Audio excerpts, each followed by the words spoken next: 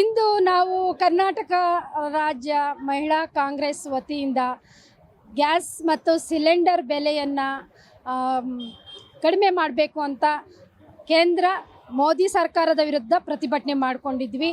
ಯಾಕೆ ಅಂದರೆ ಮೋದಿ ಸರ್ಕಾರ ಬಂದಾಗಲಿಂದು ಬೆಲೆಯನ್ನು ಹೆಚ್ಚಳ ಮಾಡ್ತಾನೇ ಇದ್ದಾರೆ. ಜನಸಾಮಾನ್ಯರು ಬದುಕೋದಕ್ಕೆ ಸಾಧ್ಯನೇ ಆಗ್ತಾ ಇರಲಿಲ್ಲ.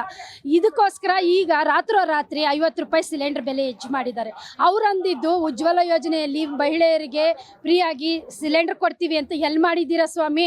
ಸ್ವಲ್ಪ ದಿನ ಎಲ್ಲರೂ ಒಲೆಗಳನ್ನ ಕಿತ್ತಾಕ್ಸ್ಬಿಟ್ಟು ಸಿಲಿಂಡರ್ಗಳು ಕೊಟ್ರಿ, ನಂತರ ಏನು ಮಾಡಿದ್ರಿ ನೀವು? ಆಮೇಲೆ ಅದನ್ನು ಕಿತ್ತಾಕಿದ್ರಿ, ಸಬ್ಸಿಡಿನೂ ಇಲ್ಲ, ಸಿಲಿಂಡರ್ ಬೆಲೆ ಇವಾಗ ಏನು ಮಾಡಿದ್ದೀರಾ? ಮೊದಲು ಮನಮೋಹನ್ ಸಿಂಗ್ ಇದ್ದಾಗ 400 ರೂಪಾಯಿ 450 ರೂಪಾಯಿ ಸಿಲಿಂಡರ್ ಬೆಲೆ ಇತ್ತು. ನೀವು ಅಧಿಕಾರಕ್ಕೆ ಬಂದಿದ್ದೇನು? ನಾವೆಲ್ಲರೂ ಬೆಲೆ ಇಳಿಸ್ತೀವಿ, ಮಹಿಳೆಯರನ್ನ ಉದ್ಧಾರಕ ಮಾಡ್ತೀವಿ, ಯುವಕರನ್ನ ಉದ್ಯೋಗ ಕೊಡ್ತೀವಿ, ಮತ್ತು ನಿಮಗೆ ಏನು ಸ್ಮಾರ್ಟ್ ಸಿಟಿಗಳನ್ನು ನಿರ್ಮಾಣ ಮಾಡ್ತೀವಿ, 15 ಲಕ್ಷ ಕೊಡ್ತೀವಿ, ಎಲ್ಲ ಕೊಡ್ತೀವಿ ಅಂತ ಸುಳ್ಳು ಭರವಸೆಗಳು ಕೊಟ್ರಲ್ಲ. 12 ವರ್ಷ ಆಯಿತು ನೀವು ಮಾಡಿದ್ದೀರಾ ಸ್ವಾಮಿ? ಮೋದಿ ಅವ್ರನ್ನ ನೇರವಾಗಿ ಕೇಳ್ತಾ ಇದ್ದೀನಿ. ಈ ದಿನ 50 ರೂಪಾಯಿ ಹೆಚ್ಚು ಮಾಡಿದ್ದೀರಾ. ಯಾಕೆ ಅಂದರೆ ಅಂತಾರಾಷ್ಟ್ರೀಯ ಮಟ್ಟದಲ್ಲಿ ಪೆಟ್ರೋಲ್ ಡೀಸೆಲ್ ಬೆಲೆನ ನೀವು ಗಗನಕ್ಕೆ ಏರಿಸ್ಬಿಟ್ರಿ.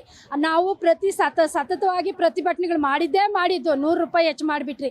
ಯಾಕೆ ಅಂದರೆ ಅಂತಾರಾಷ್ಟ್ರೀಯ ಮಟ್ಟದಲ್ಲಿ ಕಚ್ಚಾ ತೈಲ ಬೆಲೆ ಸುಮಾರು 100 ರೂಪಾಯಿ ಇದ್ದಾಗ ನಮ್ಮ ಮನಮೋಹನ್ ಸಿಂಗ್ ಅವರು 60 ರೂಪಾಯಿಂದ 70 ರೂಪಾಯಿ ಕೊಟ್ಟಿದ್ದರು, ಏನು ಪೆಟ್ರೋಲ್ ಡೀಸೆಲ್.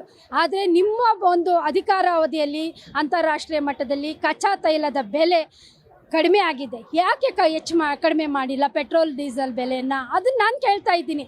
ಈ ದಿನ ಮೊನ್ನೆ ವರ್ಷ 82 ರೂಪಾಯಿ ಇತ್ತು ಕಚ್ಚಾ ತೈಲದ ಬೆಲೆ, ಇವತ್ತು 60 ರೂಪಾಯಿ ಇದೆ. ಅದನ್ನು ಕಡಿಮೆ ಮಾಡಬೇಕಾ ಜಾಸ್ತಿ ಮಾಡಬೇಕಾ? ಜನಗಳಿಗೆ ಒಂದೇ ಕ್ವಶನ್ ನಾನು ಕೇಳ್ತಾ ಇರೋದು. ಕಡಿಮೆ ಮಾಡಬೇಕು ಅನ್ನೋದನ್ನು ಇದ್ದಿದ್ರೆ ನಿಮಗೆ ನೀವು ಇವತ್ತು 2 ರೂಪಾಯಿ ಹೆಚ್ಚು ಮಾಡಿದ್ದೀರಾ, ಅದು ಟ್ಯಾಕ್ಸ್ ಅಂತೇಳಿ. ಇದು ಗಬ್ಬರ್ ಟ್ಯಾಕ್ಸ್ ಅಲ್ವಾ? ಯಾವ ರೀತಿ ನೀವು ಆರ್ಥಿಕ ತಜ್ಞರನ್ನು ಯೋಚನೆ ಮಾಡ್ತಿದ್ದೀರಾ ನಿಮ್ಮ ಸರ್ಕಾರ? ಈ ಕೂಡಲೇ ನಾವು ಬೆಲೆ ಏರಿಕೆಯನ್ನು ಕಡಿವಾಣ ಮಾಡಬೇಕು. ಇಲ್ಲದಿದ್ದರೆ ಮುಂದಿನ ದಿನಗಳಲ್ಲಿ ನಮ್ಮ ಒಂದು ಮಹಿಳಾ ಕಾಂಗ್ರೆಸ್ ವತಿಯಿಂದ ಉಗ್ರವಾದ ಹೋರಾಟವನ್ನು ನಾವೆಲ್ಲರೂ ಮಾಡ್ತೀವಿ ಅಂತ ಈ ಮೂಲಕ ಹೇಳ್ತಾ ಇದ್ದೀವಿ ಸರ್ಕಾರಕ್ಕೆ, ಕೇಂದ್ರ ಸರ್ಕಾರಕ್ಕೆ. ಹಾಗೆ ಯಾವಾಗಲೂ ಇವಾಗ ಪ್ರತಿಭಟನೆ ಮಾಡ್ತಿದ್ದೀರಾ ರಾಜ್ಯ ಸರ್ಕಾರದ ವಿರುದ್ಧ BJP ಅವ್ರಿಗೆ ಮಾನ ಮರ್ಯಾದೆ ನಾಚಿಕೆ ಇದ್ದರೆ ಕೇಂದ್ರ ಸರ್ಕಾರಕ್ಕೆ ಹೋಗಿ ಏನು ನಮಗೆ ಬರೋ ಟ್ಯಾಕ್ಸ್ನ ತಂದುಕೊಟ್ಟು ಬೀದಿಯಲ್ಲೂ ಹೋರಾಟ ಮಾಡಿರಿ ಸ್ವಾಮಿ. ನೀವೆಲ್ರಿಗೂ ಹೇಳ್ತಾ ಇದ್ದೀನಿ, ಇಲ್ಲಿ ವಿಜಯೇಂದ್ರ ಸರ್ ಆಗಿರ್ಬೋದು, ಅಶೋಕ್ ಆಗಿರ್ಬೋದು, ಇಲ್ಲಿ ಗೆದ್ದಿದ್ದಾರೆ MP ಮಹನೀಯರು, ಅವ್ರು ಹೋಗ್ಬಿಟ್ಟು ಕೇಳ್ಕೊಂಬರ್ಲಿ. ಯಾಕೆಂದರೆ ಇಲ್ಲೂ ಪಂಚ ಗ್ಯಾರಂಟಿಗಳಿಂದ ಒಂದೊತ್ತು ಬಡವರು ಊಟ ಮಾಡ್ತಾ ಇದ್ದಾರೆ.